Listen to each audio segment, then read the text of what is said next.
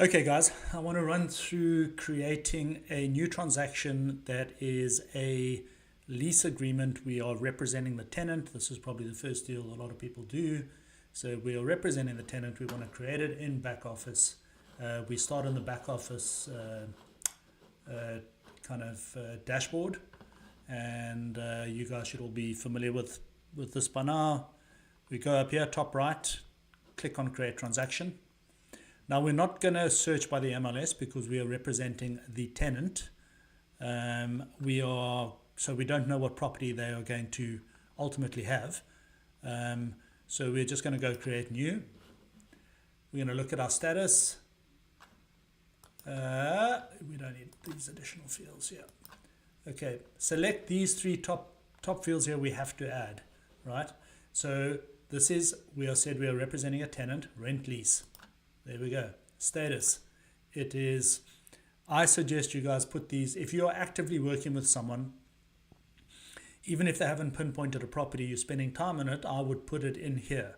And I would put it in as an opportunity first. And then when you put in the actual offer to lease, I would make it active. The reason I want it here is because this will show me the potential commission I can make on where I'm spending my time. Okay. So rent lease, it's an opportunity. He hasn't selected anything yet.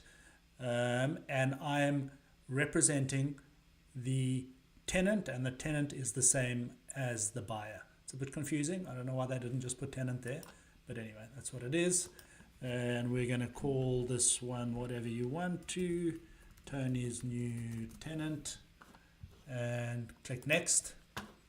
Now, this is where people get confused. So there's two ways to add commission. One way is it's a percentage of the price sold, which is quite simple. It's standard for a sale agreement, typically 5% or 6%. Percentage of price sold, it says so here. That's fine. So you would put, if it was a sale, you would put 5% here. You'd put 2.5 here as... 5% here of price sold is a total commission.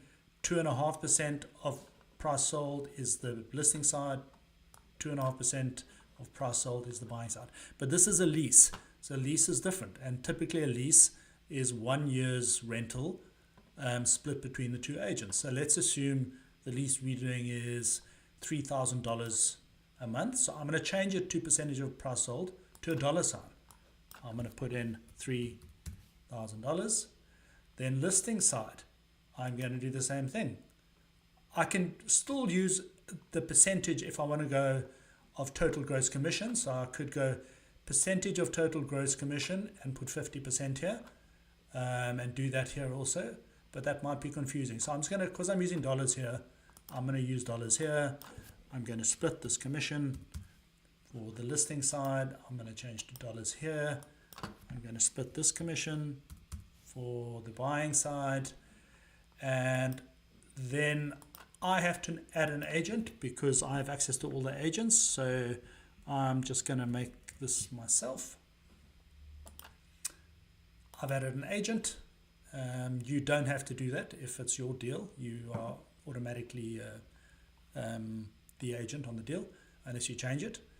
And then we go next.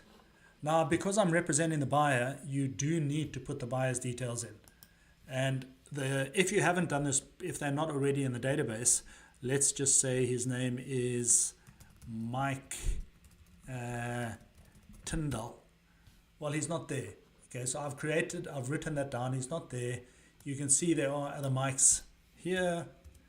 So if it was Mike Lopez or Michael Papas, who'd been previously client of the company, he would be there. You could just click on it. But this Mike Tyndall guy, who's a fake guy, is not there. So I've typed the name. So I go create new, and you see it's brought the name across. Okay, last name Tyndall, Mike Tyndall, brought the name across. Then I put in his email address, whatever it is. It's a fake guy, and I don't need to fill all this other stuff in. It can get too complicated. This is more of an admin function when we assigning leads out and things like that. Click create. Next. Now this is the gist of all of it, and that's why I'm breaking this down into listing when you're representing a tenant, and to creating a transaction when it's a sale, because they're different. So now the next step and final step is you have to select your checklist. So the 4 most important checklists are: for sale listing, we are representing a property for sale. Buyer representation and transaction, we are representing a buyer. For lease listing, we are representing a landlord leasing his place out. And tenant representation and transaction, we are representing a tenant. Now we are representing a tenant here, so click this checkbox. Click the W9 checkbox also, because you'll probably have to send that through to get the commission paid, and create your transaction. We now have your transaction created. You have your checklists. So you go into your tenant representation checklist, and you see the 3 agreements that you need are here: tenant contract, lease agreement, contract offer to lease. You go into the W9 checklist. The W9 is there if you need to send it through to get your commission paid. And I'm going to end the video there because it's getting a bit too long, but it should be quite clear that it's quite clear to everyone. It's not like super hard. But the most important thing is to firstly get the commission splits right. Don't get confused between the $ and the percentage sign. And then the final thing is select the correct checklist.